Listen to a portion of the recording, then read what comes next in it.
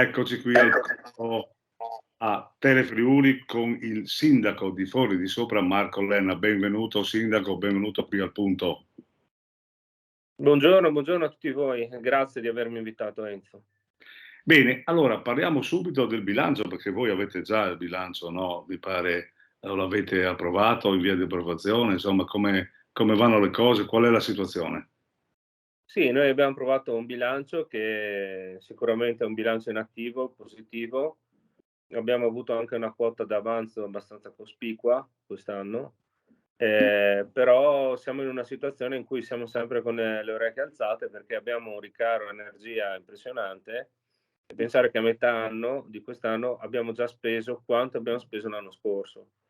Quindi c'è stato un aumento generalizzato di tutto quello che è il settore energetico, dalle bollette elettriche al riscaldamento.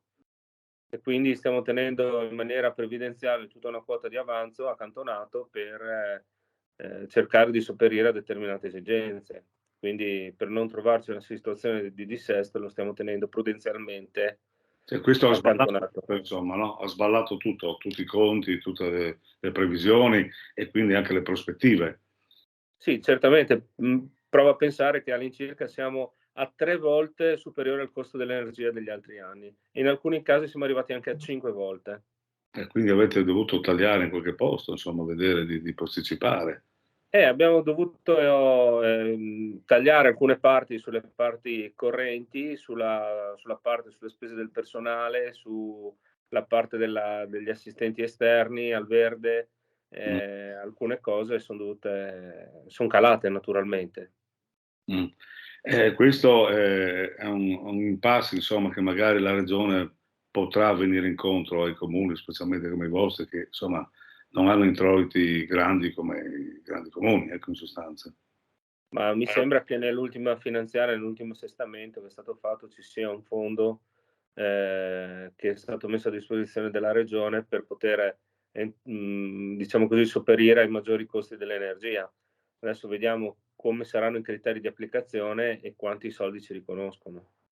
Ecco, poi un altro problema che sta scoppiando un po' in tutta la regione è il problema della sanità, non tanto della sanità nel suo complesso, cioè l'articolazione che sappiamo, ospedali, centri, eccetera, però mancano tanti medici di base e per cui questo mette un po' in croce le comunità e anche i sindaci che sono in pratica quelli che hanno la parola, come possono averla, sulla sanità nei propri territori, no?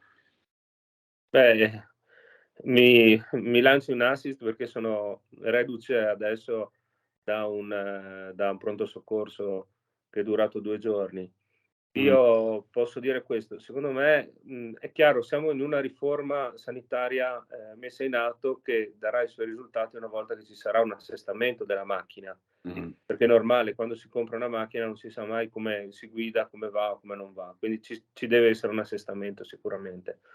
Di certo io quello che ho potuto vedere da utente, quindi non da politico, ma da utente, è il fatto che per il pronto soccorso entrano come casi di emergenza tantissime, persone che potrebbero essere curate benissimo dai medici di base, Mh. che attualmente sappiamo, io vedo il nostro 1600, 1700 mutuati, pensare che, possa seguirli tutti è un dramma. Però voglio dire, una distorsione, una botta, un mal di denti, un mal di orecchie, un qualsiasi cosa oggi viene dice: "Vai giù in pronto soccorso", non sapendo che quando vai in pronto soccorso ci sono quelli che hanno i traumi, quelli che hanno le malattie cardiache, quelli che vengono portati che sono anziani che hanno determinati scompensi e via dicendo. E quindi andiamo a saturare sicuramente tutto il sistema, di primo soccorso proprio.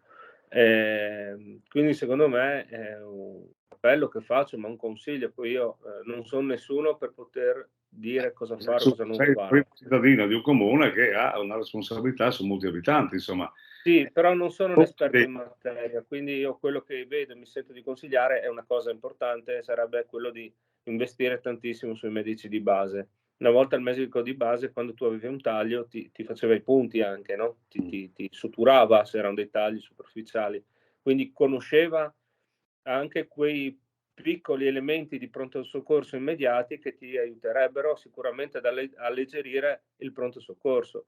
Poi il pronto soccorso io li ho visti, sono bravissimi, sono super capaci, sono anche molto veloci nel diagnosticare, nel mettere a posto le cose, però quando hai 50-60 persone... sono in croce anche loro, no? Ma ascolta, chiaro. nell'ambito dell'ANSI, no? Che è un po' il vostro sindacato, dovrebbe essere un punto all'ordine del giorno, anzi tra i primi all'ordine del giorno a questo punto, per fare pressione su chi in qualche modo deve decidere, non so, l'accordo con l'università, cioè vedere insomma come si può portare questi medici nelle località, perché è un dramma veramente, è un allarme che preoccupa tutti. Più si va avanti e peggio è, mi pare. No, hai perfettamente ragione. Difatti il nostro rappresentante per la Carnia, che è Andrea Paschini, il sindaco di Verzenis, gli lancerò la proposta di dire che quando ci sono i ragazzi che iniziano a far corsia e sono laureandi o laureati o laureandi in medicina, possono essere distribuiti sui territori, affiancare i pochi medici che ci sono e iniziare a fare esperienza sul campo. Per noi amministrazioni, detto in maniera chiara, trovare una sistemazione di pochi mesi per poterli ospitare perché possano esercitare la loro professione non è un problema, anzi sarebbe un piacere. Tieni conto che io già adesso, per questo mese qui di tutto luglio e tutto agosto, ho la guardia medica turistica che è dove il vitto alloggio lo paghiamo noi e invece una parte viene pagata dal sistema sanitario, però ce l'abbiamo e ci copre le ore in cui il nostro medico non è reperibile. Quindi magari portare sul campo i ragazzi che ci sono nelle università, secondo me sarebbe una bella cosa. Ecco, questo è un punto che mi sento di portare avanti, di affiancare per quello che posso fare, come ho fatto sui segretari comunali e sul personale, perché ritengo che voi che siete in prima linea, oserei dire in trincea, qualcuno dice front line, no? Per fare un po' più figo, ma però questo è il problema. Il problema c'è, voi siete responsabili, la gente chiede, quindi va affiancato. Ecco, senti Sindaco, la questione dei lavori pubblici, parlavi tu prima dell'energia, quindi anche di problemi insomma, economici non da poco, stanno rallentando le ditte che vi lavorano oppure vanno avanti? Insomma, Allora, c'è una grande riflessione da fare in quest'ambito qua. Noi abbiamo perso praticamente tutte le imprese che sanno fare edilizia, le imprese dove venivano sfornati i cosiddetti muratori, capocantieri, quelli importanti. Io parlo delle vecchie scuole che c'erano a Paolaro, che c'erano ad Ampezzo, che c'erano a Nemonzo e via dicendo. E oggi abbiamo sempre di più delle squadre o delle imprese che lavorano nel settore delle ghiaie e movimenti terra. E spesso quando fanno lavori di edilizia prendono squadre dall'esterno. Questo cosa per dire? Per dire che si sta perdendo una professionalità importante. sì. Allora, se fino prima del 2021 col prezziario regionale un'impresa ci pensava un attimino a lavorare perché non era abbastanza remunerata, col 2022, e qua ti parlo da tecnico, ci sono degli aumenti sul prezzo anche dell'oltre 35%, quindi torna a essere un settore l'edilizia remunerativo e attrattivo. Però nel frattempo abbiamo perso tutte le maestranze, non abbiamo più nessuno e questo non è un bene, anzi è un male. E su questo abbiamo avuto dei ritardi impressionanti, ma veramente alti. Per fortuna, se si ha un po' di accortezza, se si riesce a trovare una giusta via di compromesso sulle cose, si riesce sempre a portare a casa a termine il lavoro. Però non possiamo continuare a essere ostaggio di ma non ti vengo, non ti faccio più, vedremo, faremo e queste cose qua. Sì, praticamente è una macchina che si sta installando, che in qualche modo va spinta, va fermata, insomma, le difficoltà ci sono e in modo bisogna uscire. Il periodo, come dicono tutti, è una tempesta perfetta. Io penso che in qualche modo tu parlavi delle professionalità, anche questo è un tema che a livello di istruzione, una volta la regione aveva anche una scuola, adesso non c'è più perché mi pare tutto privatizzato, però bisogna fare un pensiero anche qui. Ecco, Sindaco, la questione del turismo, perché il tuo comune è un punto di riferimento non solo regionale, ma insomma anche extra regionale. come sta andando? Almeno questo sarà un momentino un punto di riferimento importante che deve andare in qualche modo. Sì, allora devo essere sincero, rispetto agli altri anni, abbiamo gente, abbiamo un bel flusso, ma è partito molto più lento. È partito molto più lento perché probabilmente c'è stata anche la riapertura dell'estero come mete turistiche, no? E quindi prima che la montagna era vista anche nel periodo Covid come un elemento di fuggi dalle città, Sì. adesso ha avuto un attimo di freno.